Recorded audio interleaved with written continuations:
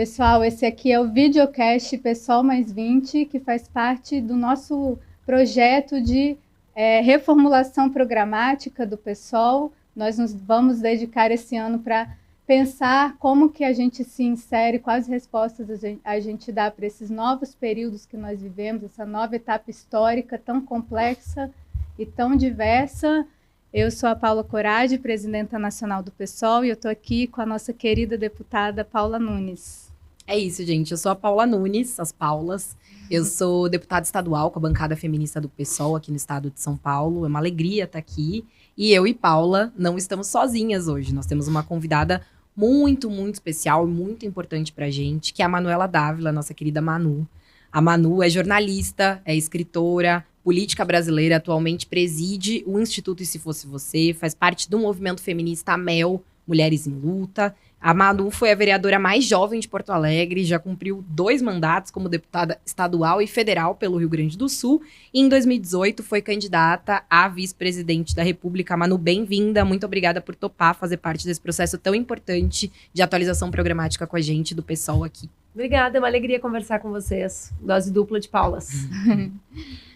Manu, eu queria começar perguntando para você, você sabe que em pleno 2025 ainda tem gente que acha que algumas pautas como o feminismo é um recorte que tem que estar separado de uma luta geral, como se a classe trabalhadora não fosse heterogênea, não tivesse raça, não tivesse gênero, não tivesse formas de amar, de existir e de se compreender no mundo. Mas, infelizmente, ainda uma parte da esquerda ainda pensa de uma forma muito setorizada determinadas lutas, que para nós é universal, né? Então, eu queria que você falasse um pouco sobre isso, já contextualizando aqui no nosso processo de reformulação, de reorganização do nosso programa também, porque isso para nós é algo bem importante e bem marcado. Então, qual é a sua opinião sobre esses determinados temas? Então, primeiro eu acho que é importante a gente dizer por que a gente está falando sobre esse assunto, né? A gente está falando sobre isso porque uma parte da esquerda ou do campo progressista caiu num papo de que o nosso problema de perda de espaço relativo na sociedade é porque nós entramos na agenda de costumes da extrema-direita. Então, a extrema-direita lançou determinados debates e vocês morderam a isca e foram fazer o debate de costumes. Quais são os debates que essa parte da esquerda identifica como costumes? Os debates sobre os direitos das mulheres, das pessoas negras e dos LGBTs. Já vou dizer se isso é costume ou não, né? Mas eu acho que aqui tem um primeiro problema, que é o diagnóstico errado. Eu acredito que a gente perdeu espaço, não porque nós passamos a disputar os valores na sociedade, mas porque a gente deixou de disputá-los, né? A extrema-direita vem construindo a sua agenda ofensivamente a partir da disputa desses valores. A gente pode não gostar, mas se a gente perguntar para um trabalhador que está de zelador de um prédio, que está num aplicativo, e ele se identifica com a extrema-direita, e a gente perguntar para ele as opiniões dele sobre 4 ou 5 questões, ele vai ter uma opinião comum com a dos dirigentes políticos deles. Ele vai ter opinião sobre aborto, ele vai ter opinião sobre drogas, ele vai ter opinião sobre Cuba, sobre Coreia, sobre os Estados Unidos, sobre o Trump, ou seja, ele tem opiniões sobre o mundo, valores, né? Ele defende um conjunto de valores, ele sabe o que ele acha sobre a família, ele sabe o que ele acha sobre as instituições, sobre o Senado, sobre o Alexandre de Moraes, ou seja, eles disputam valores. A gente parou de apresentar uma visão mais consistente sobre o mundo que a gente defende. Então, eles ganham de WO na disputa de valores. Então, primeiro, acho que esse é o equívoco. O segundo equívoco é achar que o debate sobre os direitos das mulheres, vou falar sobre as mulheres, mas poderia falar sobre os negros e negras, os LGBTs, é sobre um padrão de costume. Vê bem, quais são os costumes, então, que a gente está tentando enfrentar? No meu estado, no último período, a gente teve um pai que atirou o filho da ponte para vingar o casamento acabado. Esse é um costume? Esse é um costume que a gente quer enfrentar ou não quer enfrentar? Nós tivemos uma explosão de casos de feminicídios no Rio Grande do Sul. É um costume debater o hábito que homens têm de estrangular mulheres, de esfaquear mulheres, de torturar essas mulheres matando as suas crianças? Então, começa por isso, né? Mesmo que costume fosse, vale a pena dar a vida para mudar, para transformar esses costumes que matam mulheres, que matam jovens negros perseguidos pela polícia, né, que matam travestis executadas pelo ódio. Então, esse digamos, um preâmbulo. Existe uma segunda questão embutida nessa concepção de mundo, que é a ideia de que nós defendemos pautas que não são universais e que existe uma defesa de pauta universal e que essa pauta universal é a pauta defendida tradicionalmente pelos homens brancos, né? Eu faço um desafio, ninguém defende pautas tão específicas como os homens brancos. Basta ver que creche nunca foi um tema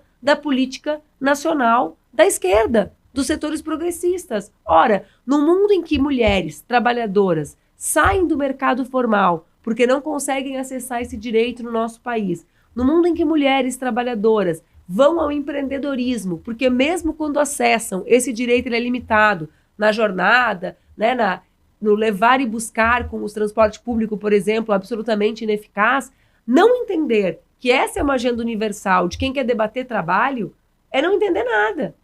Não entender que mulheres são desclassificadas das suas posições de trabalho porque elas maternam é não entender nada. Não entender que homens e mulheres negros recebem menos ou que acessam menos determinadas posições em função de raça no Brasil é não entender nada. Então tem aqui a ideia do que é o universal, do que é esse universal que já surge na sua origem como um direito específico de determinados homens, né? Vejam, a Declaração dos Direitos do Homem da Revolução Francesa, que inspira muitos, era uma declaração de direitos dos homens, as mulheres não estavam incluídas, e que só valia para homens brancos. Ela não valia no Haiti revolucionário, ela valia na França, né? Então, tem aqui um conjunto de valores e de concepções que atravessam a ideia do universal, que não percebem a possibilidade de nós estarmos falando sobre outras existências pautarem a agenda majoritária do nosso campo político. Para mim, o desafio é esse,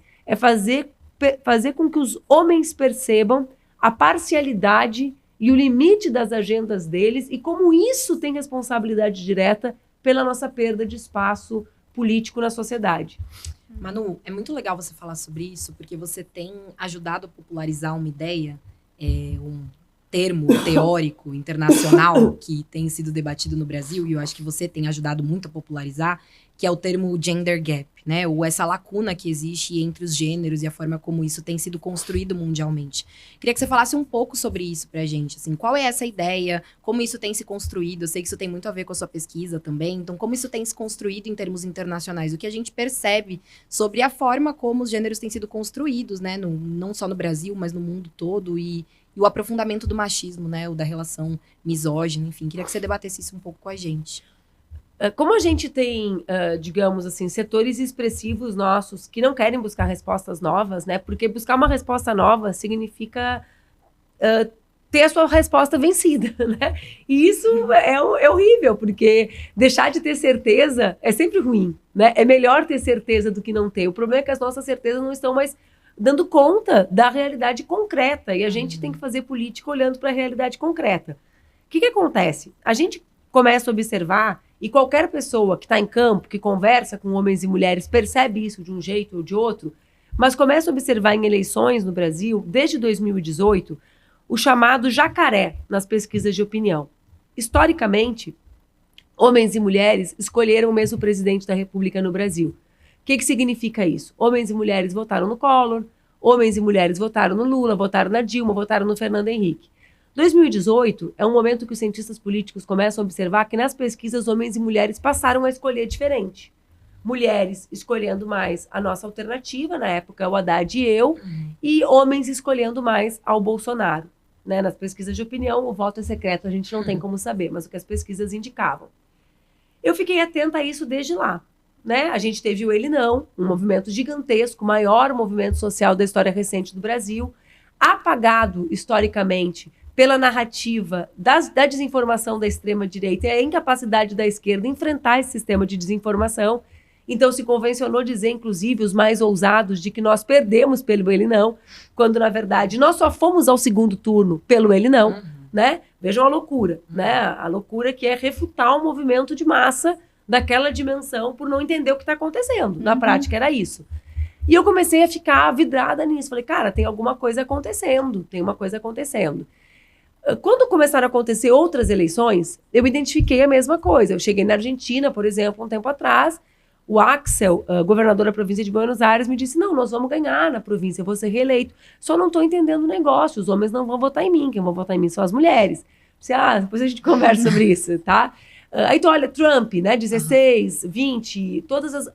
Aí algumas pesquisadoras começaram a condensar esses dados, não só nas eleições, mas em outros espaços da vida, da socialização masculina e feminina. E começaram a perceber que as escolhas gerais de homens e mulheres estão cada vez mais diferentes. Quando eu falo isso, eu quero dizer que homens e mulheres mais velhos são mais parecidos entre si do que homens e mulheres mais jovens. Ou seja, sempre houve uma diferença, mas essa diferença ela é exponencial quando a gente fala dos muito jovens. A gente nota isso, porque a base de apoio do bolsonarismo são os homens jovens e a base de apoio das nossas ideias são as mulheres jovens. Então tem muitas explicações, óbvio, é algo altamente complexo, né? Mas tem muitas explicações. Eu tento olhar para as explicações mais gerais, né? Primeiro, a crise do capitalismo é muito grande. Essa crise ela não atinge igualmente corpos que vivem a realidade de forma diferente.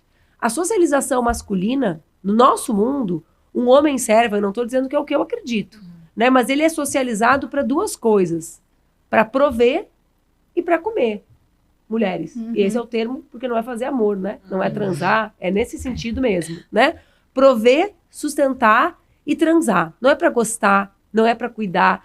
Quando a crise impõe um desemprego massivo, ou mais, pior, impõe essas jornadas de trabalho imensas, sem condição de garantir a dignidade da sua família, mesmo trabalhando 16, 18 horas por dia, como são os motoristas ou os entregadores de aplicativos, né? O que acontece? Em que lugar isso bate no homem? Bate num lugar diferente da mulher. Outra questão, quais são as saídas para a crise? As saídas de austeridade. Como reagem mulheres e homens sobre a diminuição do Estado? Como é que fica a vida da mulher trabalhadora quando diminui médico no posto? Se é ela que fica na fila esperando a consulta para ela e para todos, até para a sogra, como a gente costuma brincar. Quem organiza a consulta até da sogra é essa mulher trabalhadora. Então, crise, desemprego, diminuição do Estado, para ficar em duas questões bem grandes, afetam diferente. Há outras pesquisas que mostram e que trabalham com termos mais da subjetividade humana, né? Como a ideia de um ressentimento de gênero. Por quê? Porque homens jovens, em geral, vivem piores que seu pai. Não é igual o filho de um homem da classe trabalhadora por várias razões. Esse homem tinha um suporte infinito da sua esposa, né? Porque a sua esposa era responsável universal pelos cuidados da casa, mesmo quando já trabalhava fora, né?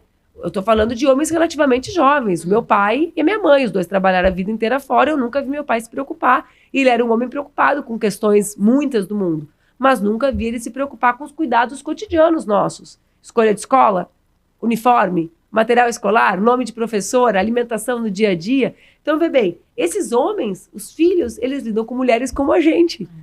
É difícil, né? Ou seja, não é igual, né? As mulheres, em geral, têm mais consciência sobre os seus direitos e ganham menos. Então, ele vive pior. Já nós, é muito difícil uma mulher que não vive melhor que a sua mãe. É muito difícil. Porque essa dificuldade, ela é econômica, mas ela não é só econômica. Ela sai de casa, ela sabe que pode sair de casa diante da violência. A minha mãe se separou em 1977, antes da lei do divórcio, do pai das minhas irmãs. Ela não conseguia trabalho, porque ela era uma desquitada, né? Então, percebe a diferença? Então, aqui entra um dispositivo da subjetividade, que tem sido usado pela extrema-direita de forma crescente, porém não nova, a gente fala sobre isso há mais de uma década, para arregimentar e organizar jovens. Jovens que se veem sem perspectiva. Felizmente, esse final de semana eu li um grande estudo de um pesquisador de Nova York sobre os meninos. Porque eu falei, poxa, quem vai estudar eles? Falando, olha, percebam, as mulheres, quando ficam sem perspectiva, elas buscam as amigas. Os homens vão para o videogame.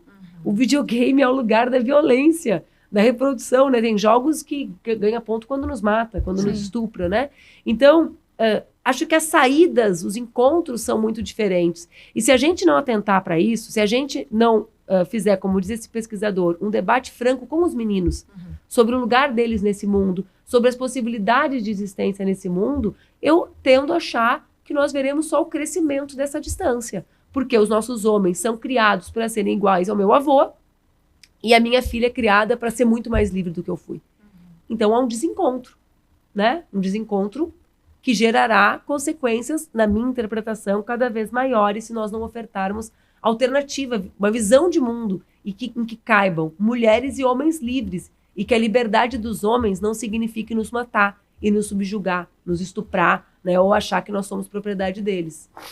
Eu acho que isso que você acabou de falar, essa geração de ressentidos que a crise do neoliberalismo trouxe para nós, é bem importante que a gente localize a questão de gênero como muito central nesse debate, né? Porque eu sei que a crise é econômica, mas essa disputa de valores, disputa de hegemonia cultural, ela é muito importante, porque a base mobilizadora desse discurso de ódio da extrema-direita, ou como eles se colocam em movimento e disputam os valores a partir disso, passa necessariamente pelas questões de gênero, né? Porque o que a extrema-direita oferece? Uma grande volta ao passado. Então, você que viu o menino que viu a mãe dele fazendo todo o trabalho de reprodução social e vê que hoje em dia isso não vai acontecer com ele, a extrema-direita consegue oferecer uma visão de mundo muito rápida para ele. Fala assim, vamos voltar ao passado, porque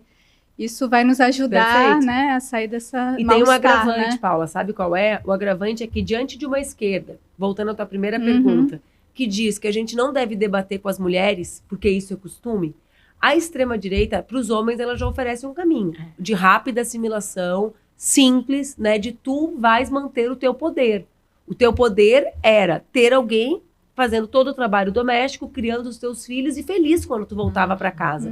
O problema é que agora eles estão vivendo o pulo do gato. Diante do nosso silêncio, da falta de debate nosso sobre isso, eles estão oferecendo uma alternativa para as mulheres. E vê bem, a gente olha, às vezes eu vejo a nossa turma achar graça de muita coisa. Eu não acho graça de quase mais nada, sabe? Porque a gente fica ali achando graça, ironizando, debochando, hostilizando. Quando eles lançam esse movimento imenso de Esposas Troféus, né? Que é um super inspirado numa experiência americana. Uma parte imensa das mulheres, gente, a maior parte, eu diria, vive uma realidade extenuante, exaustiva. Eu fui me hospedar esses dias num hotel, trabalhando, e o moço da recepção me perguntou, né? Tem aquela pergunta. A senhora veio a trabalho ou a descanso? E, poxa, era na beira da praia, né? Em Fortaleza. Eu falei, moço, eu tenho cara de quem vem aqui na terça-feira descansar. Depois eu preciso trabalhar. Aí ele falou, então a senhora é que nem a minha esposa. Olha o papo. A minha esposa me disse que quer ser esposa troféu. Que ela não aguenta mais a vida dela.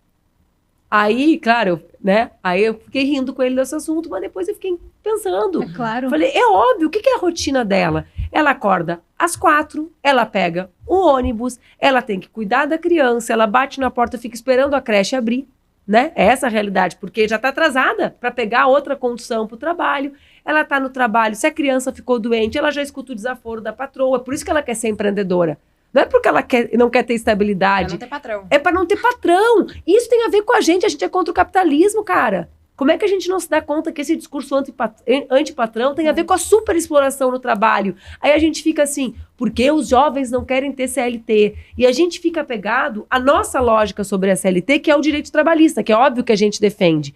Mas não a ideia, não tem a ver com isso, tem a ver com o patrão. Num país em que as relações de trabalho são de superexploração, forjados na escravidão. Na escravização de pessoas, o nosso padrão de trabalho é violento, né? Então, vai juntando os elementos do que a gente fala sobre o nosso olhar. Essa mulher, ela olha e fala assim, cara, o que eles estão me oferecendo é melhor do que eu tenho. É óbvio que a gente sabe que a dependência econômica nunca é melhor, mas se nós, mulheres feministas, entendemos que o trabalho reprodutivo é trabalho, na prática, o que estão propondo é a diminuição da jornada dela, né? Estão dizendo assim, amiga, no teu mundo tu tem que ser bonita, né? Bonita, linda, maravilhosa, trabalhar e cuidar da casa. Vamos tirar uma dessas coisas? Tu só vai ser bonita e cuidar da casa. Pô, tô no lucro. Me tiraram 8 horas, me tiraram 2 conduções, né? Sim. Me tiraram... E eu vou cuidar melhor das minhas crianças, que estão sempre por aí. Porque nenhuma criança está bem cuidada, tá todo mundo um pouquinho aqui, um pouquinho ali, né?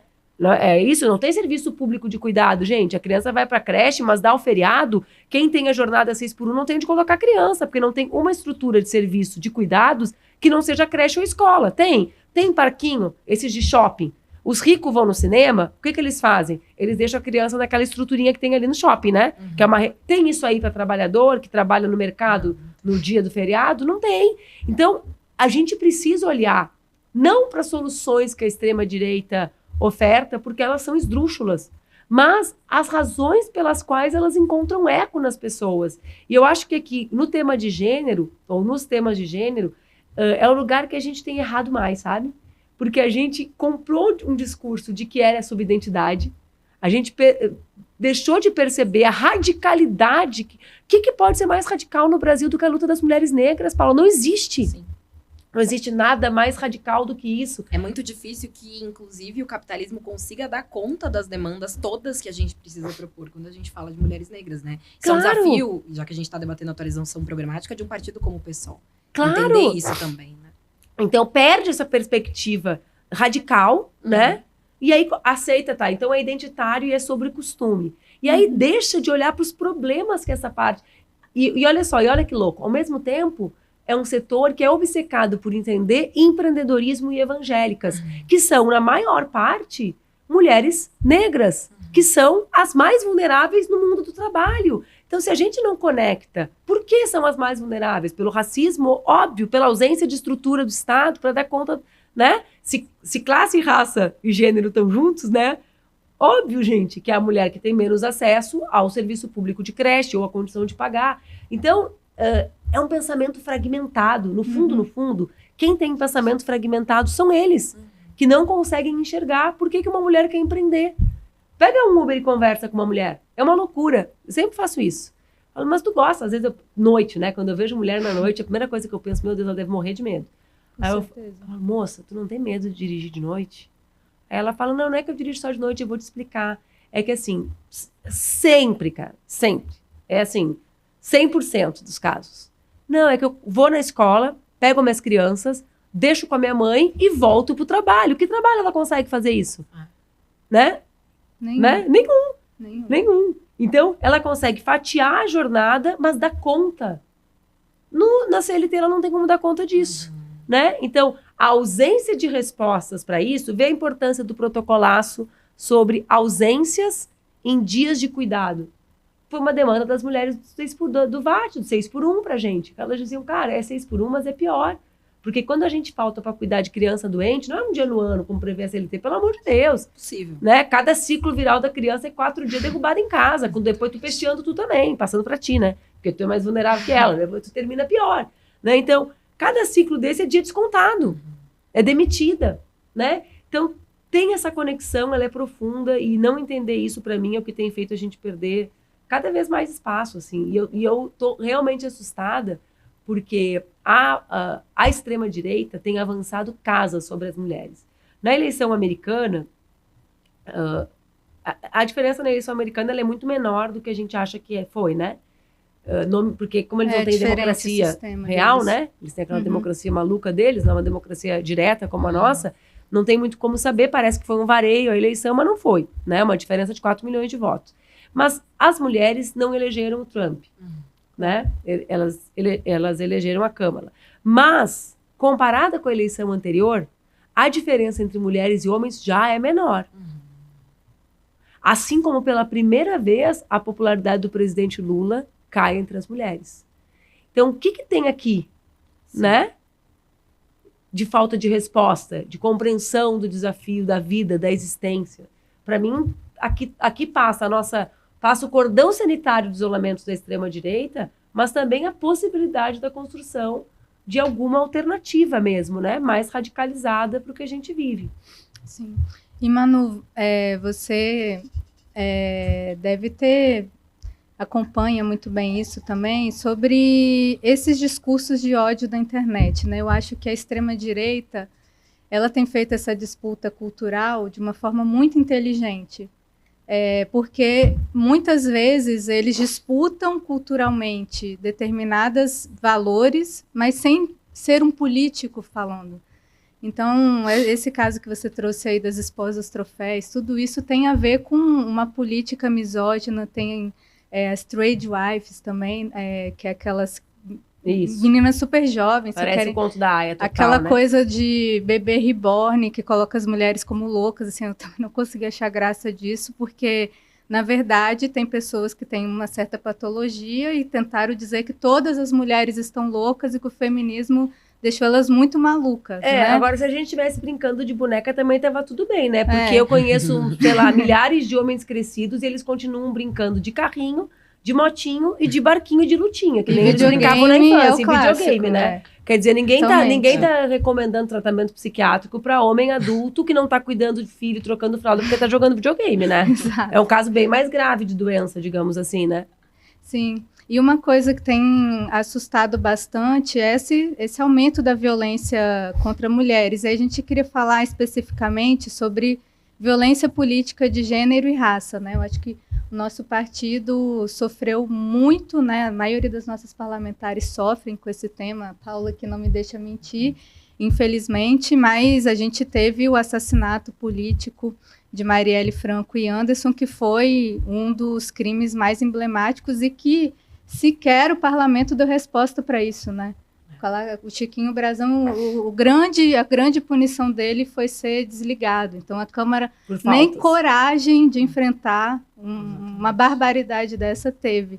Então, queria que você falasse um pouco sobre esse tema, né? A gente viu os casos aí, acho que 2 com a Marina esse ano, que assim, foram senadores, que é um espaço até então a gente achava que tinha um certo grau de civilidade, mas que também mostra que a extrema-direita está com esse projeto de ocupar o Senado para tentar passar tudo, para tentar nos impor mais uma derrota, e a gente precisa se preparar para esse cenário, né?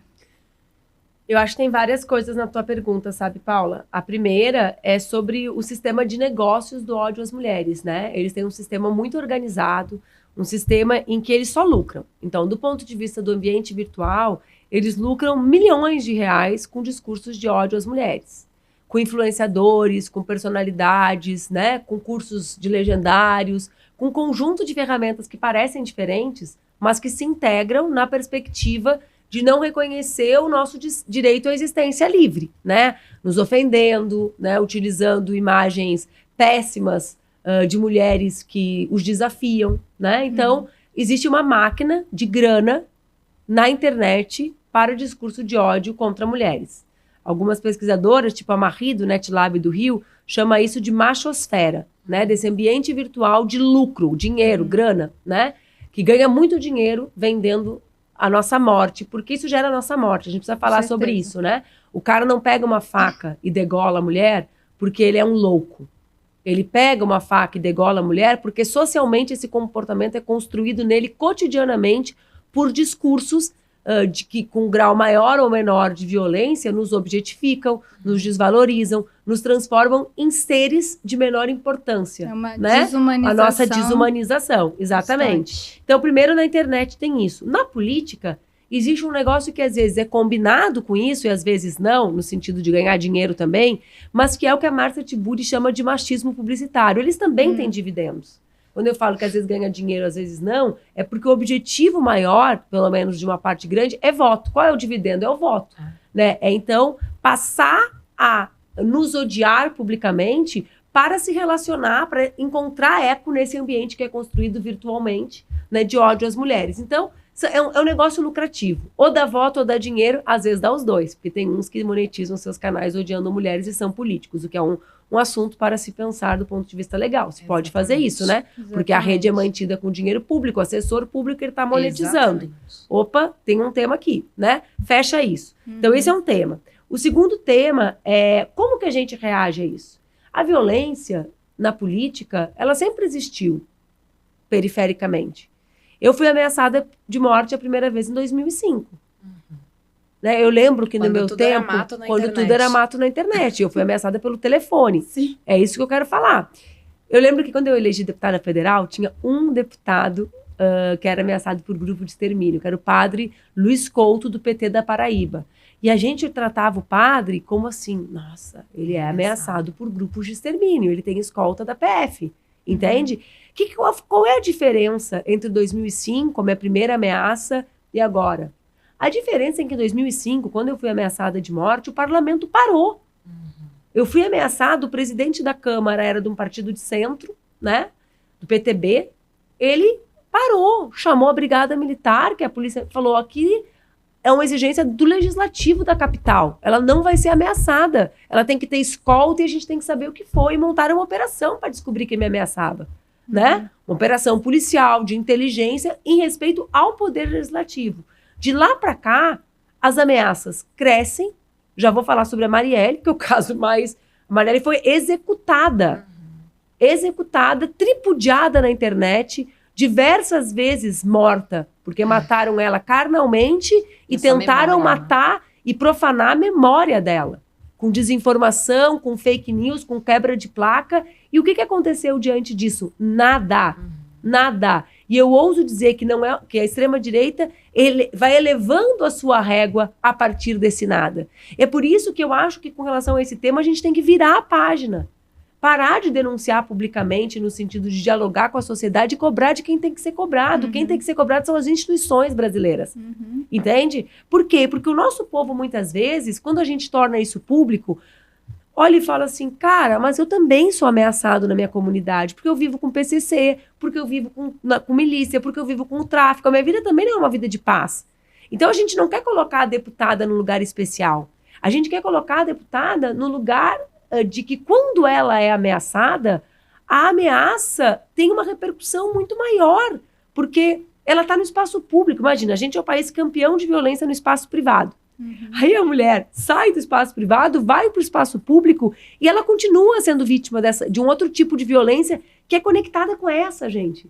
É o mesmo ódio, a gente. O ódio que faz um homem nos matar dentro de casa, o ódio que faz um homem estuprar uma menina menor de 14 anos, como é a maior parte dos estupros do nosso país, é o mesmo ódio de um senador que manda uma ministra colocar no lugar. A gente precisa conectar isso. Não adianta dar discurso de ódio e dizer que é contra o feminicídio, depois ficar fazendo blá blá blá de castração química. Eles são os responsáveis pelos nossos estupradores, eles são os responsáveis pelos feminicídios, eles são Por quê? Porque dizer pra... Imagina, o cara olha e fala assim, cara, Marina Silva, essa mulher foi candidata a presidente da República, essa mulher até crente é, e tá ouvindo isso lá, como é que a minha mulher que usou uma mini saia não vai ser espancada aqui? Um aluno que olha aquilo ali, ele vai respeitar a professora? Ué, o senador não respeitou a Marina Silva. A Marina Silva, gente. Vai respeitar quem? Então, a gente precisa conectar e precisa exigir das instituições a punição dos nossos agressores, dos nossos violadores. Vejam esse caso da Câmara de São Paulo, da Assembleia Legislativa de São Paulo. São 25 parlamentares ameaçadas. A Assembleia não podia ter aberto na segunda-feira. É isso. A reação institucional é isso. O Legislativo vai parar até a gente saber quem é. Ah, era um masculinista, ele não ia fazer nada. Eu não sei. Me desculpem. Vai saber? Não dá para saber. Não dá para saber. A Marielle não recebeu uma ameaça. Exatamente. Né? Então, assim, o caso da Marielle, ele é o exemplo mais sórdido do que a extrema-direita é capaz de produzir e de como as nossas respostas institucionais não existem. Não existem. Porque qualquer país, imagina o mundo inteiro, eu tenho um amigo que ele anda pela Argentina, ele é professor, e cada lugar que ele entra e encontra alguma coisa da Marielle, ele me manda. Então, às vezes, é na escola, ele dá aula de história, né? É na escola que ele tem um cartaz de um aluno, né? No outro lugar é uma rua, uma praça. Cara, o mundo inteiro viu isso acontecer. E mesmo assim... E aí... não foi suficiente para constranger o parlamento. Nem isso, sabe? Se a gente não se dá conta da seriedade que é o mandante da execução da Marielle não foi cassado pelo Congresso Nacional. Eu acho que até a gente... Eu converso com a Paula, às vezes, sabe? Paula, né? A gente, quem recebe muita ameaça, vai colocando elas num lugar comum. Né? Por quê? Porque é todo dia. É muito mais do que vocês sabem, é muito mais do que a gente torna público. A gente vai criando categorias mentais do grau, né? Ah, isso é mais sério, isso é menos sério. Que é uma categoria nossa, do nosso bem-estar, da nossa possibilidade de sobreviver, não é científica. Ela é assim, um empirismo puro. Ah, eu preciso achar que essa não é tão séria, porque senão eu não vou aguentar. Não existe como aguentar. Cara, se ameaçassem o presidente da Câmara, 20 avos do que a Paula foi ameaçada, a galera tava presa. Tô nem falando, entenderam? Então, assim, os homens não são alvo disso. Os nossos homens, os nossos parceiros de luta, não acham isso tão sério assim. Por quê? Porque eles não recebem esse tipo de ameaça, porque eles não são o centro da estratégia da extrema-direita. Exato. Porque a extrema-direita sabe que o dispositivo gênero tem amplitude social.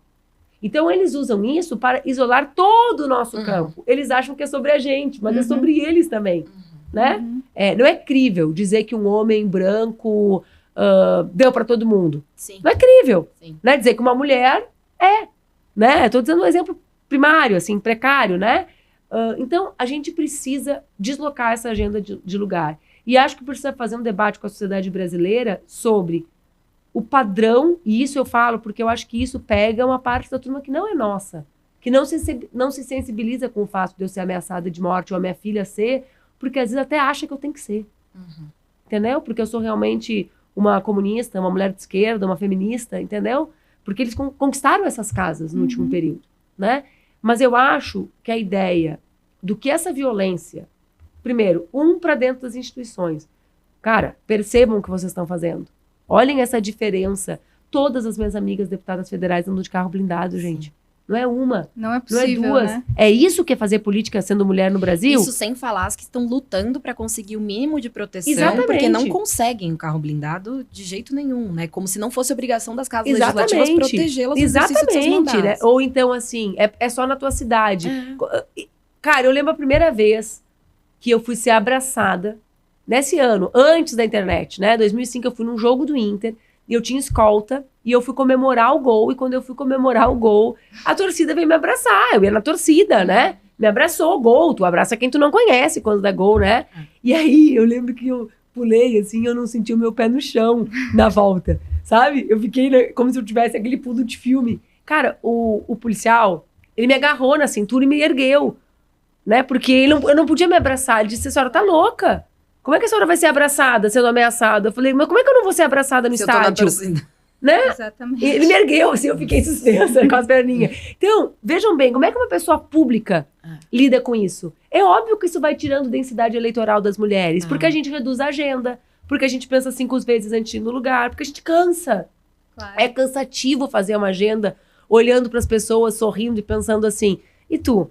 Será que tu gosta mesmo de mim ou tu tá aqui para me ameaçar? Como muitas vezes aconteceu comigo. A pessoa chega perto, né? Como aconteceu com a Atena, vereadora travesti de Porto Alegre, o cara veio, abraçou ela e falou no ouvido, né? Então, tem esse lado. E tem o segundo lado, que é o que representa para a democracia brasileira e para a esquerda brasileira a possibilidade de perder essas mulheres na política. E o que significa esse exemplo, e é isso que eu estava tentando dizer antes, para os nossos meninos.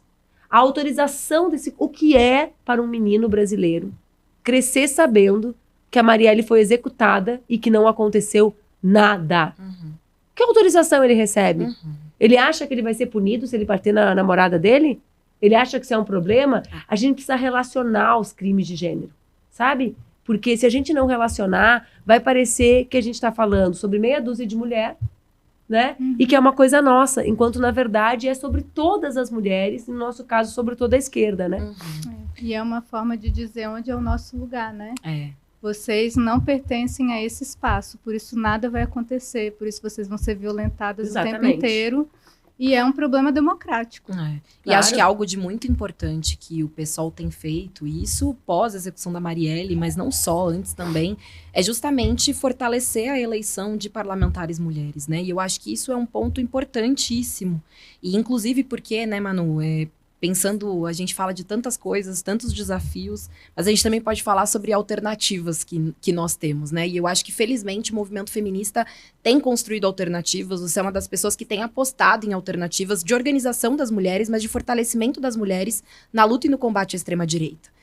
O Instituto E Se Fosse Você é um exemplo disso, e eu acho que algo importantíssimo que aconteceu esse ano aqui em São Paulo foi o Festival Mulheres em Lutas, né? Foi muito importante a construção desse festival em abril desse ano, que você, Áurea Carolina, tantas outras mulheres participaram. Eu e Paula estivemos lá, várias parlamentares do PSOL, ativistas filiadas ao nosso partido e outras de diversos partidos políticos estiveram lá.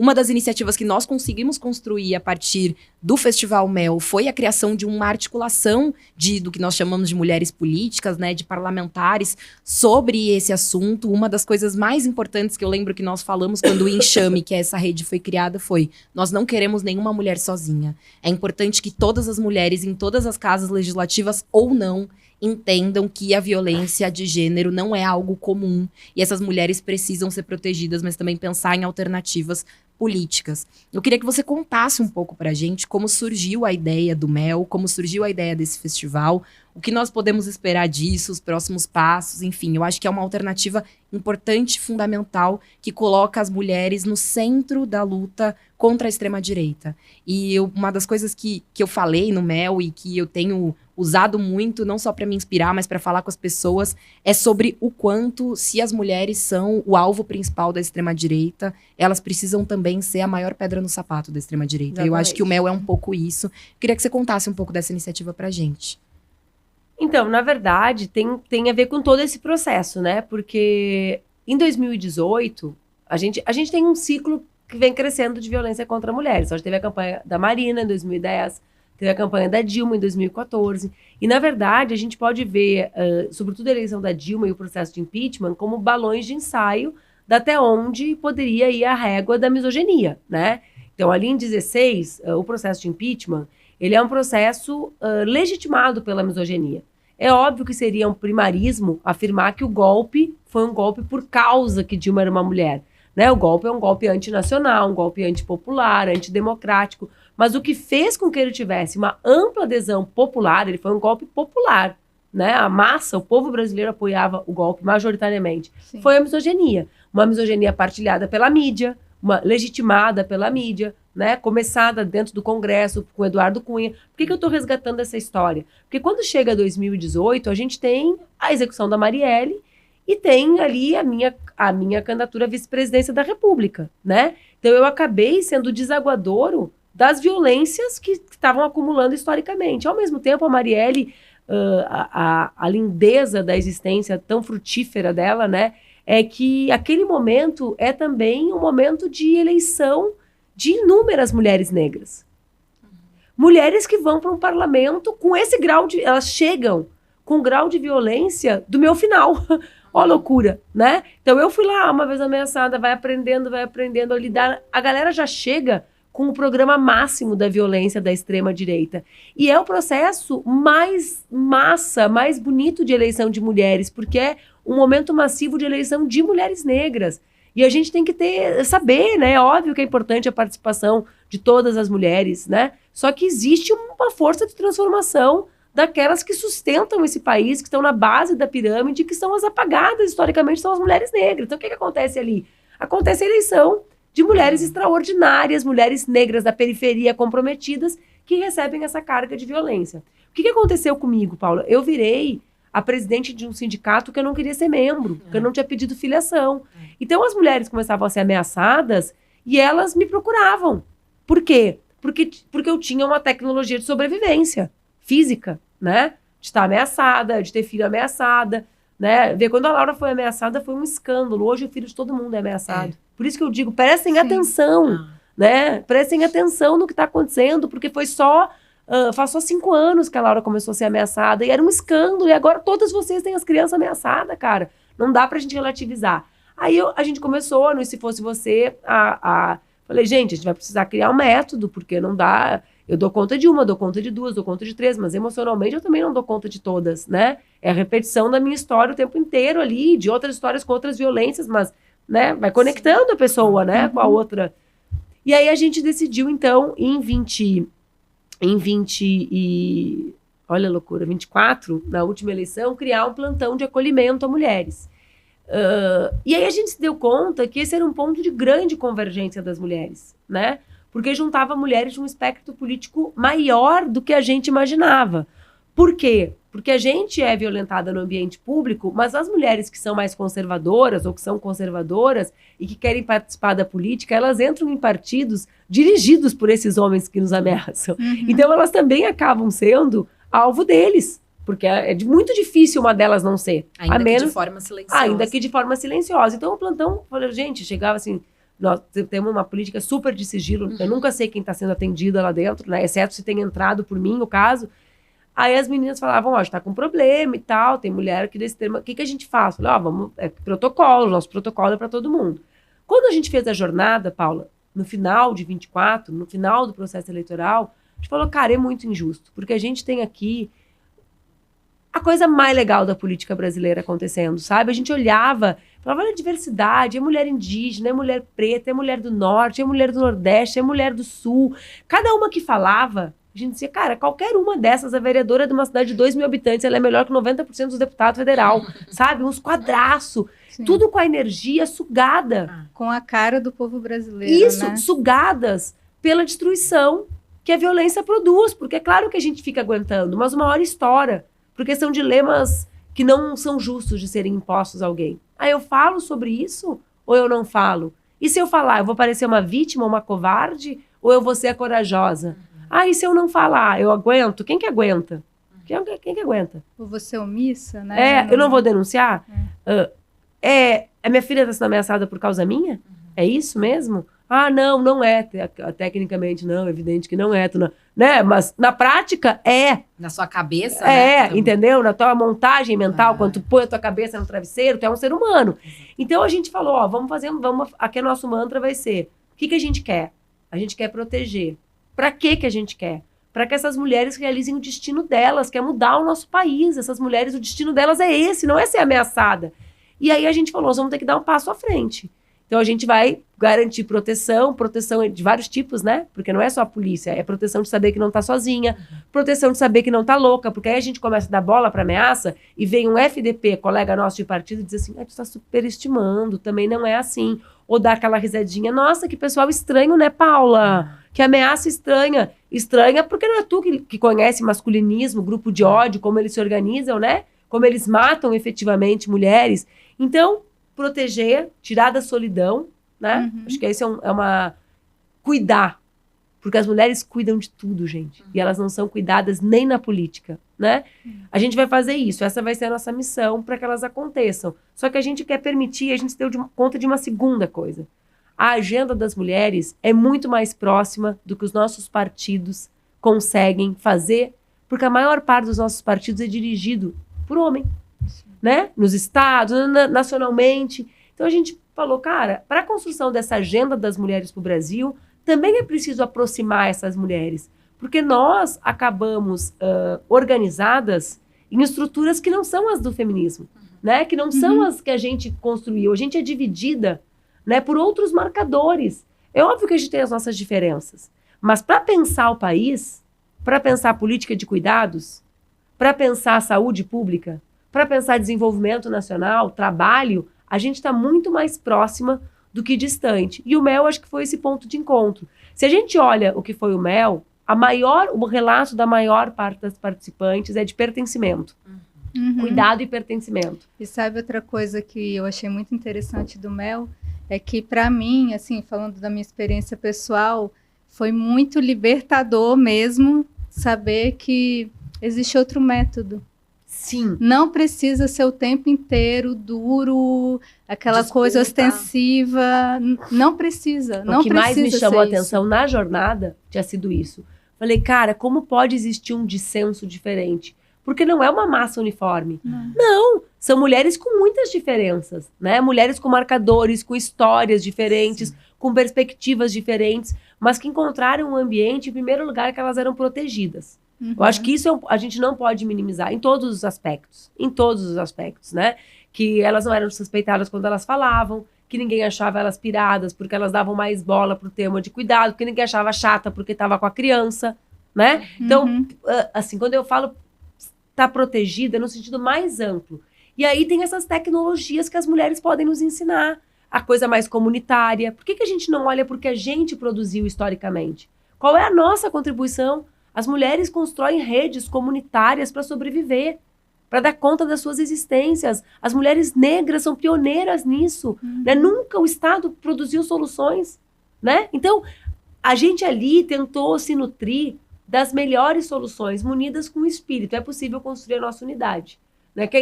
Tem divergência? Tem. Vamos olhar para o que nos aproxima e não para o que nos distancia. Tem um acordo de que a gente é o alvo da extrema-direita? Tem um acordo que é possível uma agenda das mulheres para o Brasil, que não é uma agenda sobre violência doméstica e aborto apenas, é uma agenda sobre crise climática, é uma agenda sobre trabalho, é uma agenda sobre desenvolvimento, é uma agenda sobre políticas para o Brasil e que isso não pode ser parte, que isso é o todo? Sim. Claro que ao mesmo tempo é muito surpreendente, né? Porque a gente achou que ia ter regra de espaço que os homens iam poder ou não poder entrar. Porque tinha, por exemplo, roda de cuidado, de acolhimento, porque começa muita mulher junta, começa a compartilhar violência, tem mãe que perdeu filho, né, pelo tráfico. 2.000 mulheres, né, Manu? Mais de 2.000, 2.500. Então não dá pra tu botar um homem no lugar que a mulher tá relatando a tentativa de homicídio do companheiro dela, de feminicídio, no caso. Cara, isso não foi um problema, porque simplesmente os homens nem pensaram em participar. Entendeu? E olha que a gente é mais da metade da população. Isso, eles não se interessaram, eles não ficaram curiosos. Eu achei que eles me perguntariam aos montes. Claro que teve um ou outro, né? Claro. Que foi, né? O Orlando nos ajudou a construir, assim como a bancada feminista, mas não foi sequer não foi um problema. Questão. Não foi um problema nosso. Porque eles nos veem realmente como o fragmento, como a parte, né? E não tinha nenhuma afirmação. Era só mulheres em lutas para mudar o Brasil. Opa, o que tem de errado? Não dizia que eram as nossas lutas, não dizia uma luta específica nossa, não falava que era sobre o nosso corpo, não dizia nada. Só dizia que eram mulheres, né? E isso foi hostil o suficiente para eles não quererem participar. O que ao mesmo tempo, né, Paula, o protocolaço reuniu mulheres de 16 partidos, com uma agenda ultra avançada, que é direito para a mulher trabalhadora. Vê bem, como é que é esse mecanismo da frente ampla mesmo? Qual é o lugar que tem que fazer a coalizão? Né? É no Congresso ou é na luta social? Né? Com uma agenda é sempre mediada? Mediada por quem? Será que as mulheres, em geral, não têm disposição para uma agenda mais radicalizada, mais avançada? Eu acho que tem, porque a vida é muito mais dura. E acho que a outra grande contribuição do MEL e desse espaço, do protocolaço também, foi colocar à prova de que a gente não precisa rebaixar o nosso programa com correlação de forças. A gente sabe que está difícil, que está muito complicado, existe uma tensão na sociedade, nosso espaço diminuiu, mas o nosso programa não pode estar submetido a isso. E eu acho que quando a gente propõe fazer um protocolaço com uma agenda super avançada, com mulheres de outros diversos partidos, a gente mostra, ó, dá para fazer política com a nossa agenda sem rebaixar o nosso programa. Claro, né? A grande questão é onde a gente quer construir essa política. Em qual espaço? Porque no Congresso ela não vai sair naturalmente, né? Então, por que essas mulheres protocolaram? Porque elas olharam e falaram, cara, essa agenda é uma agenda real, essa agenda é popular. Então, quais respostas, de quais problemas a gente quer dar? É por isso que também aqui tem a construção de uma política para as mulheres, às vezes, mais ampla do que a gente quer originariamente pensar, né? Eu sempre assim, uma das maiores provocações que eu tive na vida foi um estudo feito com mulheres, em que as mulheres, elas concordavam com tudo que a gente pensa e elas refutavam a ideia de serem feministas. E uma parte da turma se apegou à ideia delas refutarem, se reivindicarem feministas, e não ao fato mais precioso, que é o fato delas compartilharem das nossas ideias. Ora, o feminismo, ele é um rótulo no qual cabem as nossas ideias. As mulheres revolucionárias no início do século anterior, como Kollontai, por exemplo, sequer utilizavam essa nomenclatura, porque essa nomenclatura era utilizada pelas feministas liberais. Ou seja, aí essa galera diz, nós temos que abandonar o feminismo, né? Não percebendo que as mulheres concordavam com tudo. Cara, qual a mulher que não acha que a gente é sujeito de direitos? Qual a mulher que acha que nós podemos ser espancada dentro de casa? Mesmo a mulher que cai no discurso da esposa troféu, não... Ó, aquela grande influenciadora, né? Sabem quem é? Na hora que teve violência, ela caiu fora. Mesmo sendo um ícone da extrema-direita. Então, nós estamos ganhando socialmente, galera. Não dá para nossa mulherada achar que está perdendo. Nós tivemos avanços de casas e mais casas e mais casas sobre qual é o nosso lugar, né? Sobre quais são os nossos direitos. Ah, gostam, não gostam de se chamar feminista. Gente, esse é um debate menor diante do que são as nossas ideias. O feminismo não é um rótulo, né? É um conjunto de ideias que defende a radicalidade da possibilidade da nossa existência livre, né? Se as mulheres concordam com isso, cara, elas não precisam vestir a mesma camiseta que eu. não precisam usar ou gostar do mesmo rótulo que eu posso até querer fazer essa disputa em segundo plano, né? Apesar da gente estar muito bem A vestido. gente tá, e ainda tem um ponto final, né? Esse ponto final, pra mim, ele é o charme Diz tudo. Esse ponto final, nem vem, nem tenta, nem tchau, né? Vai. Não tem espaço. Não tem espaço pra... Mas, assim, isso também faz parte desse esvaziamento dos conceitos que a gente vive, sabe? Do esvaziamento das disputas. A gente não perceber as casas que a gente avança porque a extrema-direita organiza determinados rótulos contra a gente, né? E aí a gente fica refém deles e não de quem nós somos. E volta lá para o início, né, Paula? Isso tudo tem a ver com quem eu acho que nós devemos ser. Nós devemos ser aqueles que disputam os seus valores. Eu tenho orgulho de quem eu sou, tenho orgulho dos valores que a gente defende, né? E eu acho que tem uma galera nossa que fica em dúvida sobre isso, né? E às vezes fica até tanto em dúvida que esquece quem é o que defende, né? Exato. Então, se a gente não disputar, a gente vai perder por WO, porque eles estão disputando o tempo inteiro. Inclusive quem nós somos. Dizendo, inclusive, quem nós somos. Ou a gente se apresenta, ou eles seguirão nos apresentando. É o que eles estão fazendo há quase 10 anos. Né? Eles são os que defendem tal coisa sobre Cuba. Eles são os que defendem tal coisa sobre as mulheres. Eles são os que defendem tal coisa para as nossas crianças. E a gente fica ali atônito, sem dizer quem nós somos e o que nós defendemos. E a radicalidade das ideias desse feminismo interseccional, né, que reconhece o enfrentamento do racismo como um pilar da sua existência, da necessidade da sua existência, que reconhece a necessidade do debate climático como algo... Bem, eu venho de Porto Alegre, né? Não é mais uma alegoria o debate de clima pra gente, né? Não é uma abstração, uma materialidade muito grande, né? Então, esse feminismo pode ofertar uma parte das nossas respostas, eu acho. Eu espero que ele sirva para abastecer o PSOL na sua reformulação programática. Manu, nosso papo tá muito bom, mas nosso tempo tá chegando ao fim. Eu queria te fazer um pedido. A gente sabe, você mesma falou, o quanto você foi atacada por muito tempo, o quanto você superou tantos e tantos desafios, e eu acho que nós temos passado por momentos de muitos desafios que muitas vezes tendem a desanimar as pessoas, deixar as pessoas cabisbaixas, não querer lutar mais, né? Se organizar politicamente, lutar mais. E eu acho que você é uma pessoa que poderia ter desistido, mas não só não desistiu, como colocou a sua história, a sua trajetória e o seu corpo também a serviço dessa luta, que é uma luta coletiva de enfrentamento à extrema-direita. Então, eu queria que, pra gente encerrar esse podcast, esse nosso videocast da melhor forma possível, você deixasse um recado para a nossa militância, para os ativistas, para os jovens, para o público em geral que está assistindo e que também é parte desse processo tão importante de resistência e de enfrentamento que a gente está passando. Então, se você puder deixar um recado para quem está nos assistindo, de esperança, com certeza seria ótimo. Eu acho que a primeira coisa é a gente procurar os nossos iguais, sabe? Todas as vezes que eu pensei em desistir foram as vezes que eu estava mais distante das minhas companheiras mulheres e mais conectada com a solidão que o menosprezo pela dimensão da violência que eu estava sofrendo me acometia, né? Então, quando eu olhei e pensei, cara, para eu não desistir, para eu conseguir reunir forças de novo, eu preciso estar com as minhas, né? No sentido mais amplo de as minhas, que são as mulheres que estão na política, as mulheres que estão conectadas com essas lutas, eu consegui me reabastecer e existir com mais força, né? Então, isso para mim é uma coisa muito importante, a gente saber o sentido de coletivo, de coletividade, né? De espaços comuns, porque sozinho, se a gente fica sozinho, a única alternativa é cuidar da própria vida, né? E essa é uma tentação, porque parece às vezes que não tem ninguém nos protegendo, né? Então, a gente tem que olhar para quem quer nos proteger, nos quer protegido e nos quer vivas, né?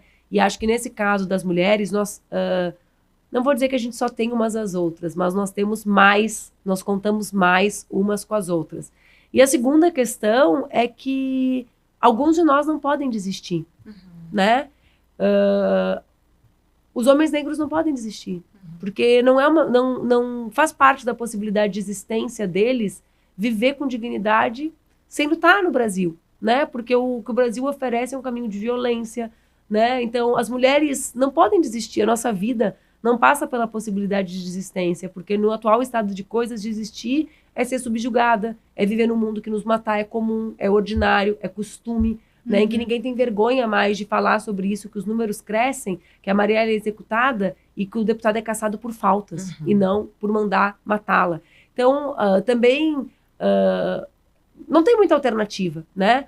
a nossa alternativa é fazer disso algo melhor e mais feliz. E aí eu acho que, de novo, o único jeito de ser melhor e mais feliz a luta é sendo coletiva. Então, em tempos em que tudo parece super individual, tudo parece super privado, tudo parece sobre nós, né, no sentido mais pessoal, a gente dizer que é sobre nós, no sentido mais coletivo, também é algo, para mim, subversivo e é a única esperança mesmo real que tem. Então, Manu, muito obrigada. E eu quero dar um presente obrigada. pra vocês. Eu vou fazer de conta que vocês não escolheram as cores no bastidor. Muito obrigada, Manu. Que bom. Muito obrigada. Aqui, vou Muito mostrar obrigada. Obrigada Foi a vocês. muito bom conversar com você, como Vocês são sempre. Vocês- Você tá muito emocionada com a camisa. Tá vendo? Não vamos falar por quê. Não vamos falar por quê. Ai, adorei. Obrigada, Manu, Paula. E pedir para as pessoas aqui que estão nos acompanhando dizer que esse é só o primeiro episódio do nosso Só o videocast, primeiro, né? tem mais outros, tá bem legal também. Assim, né, gente? A estreia já foi em grande estilo, né?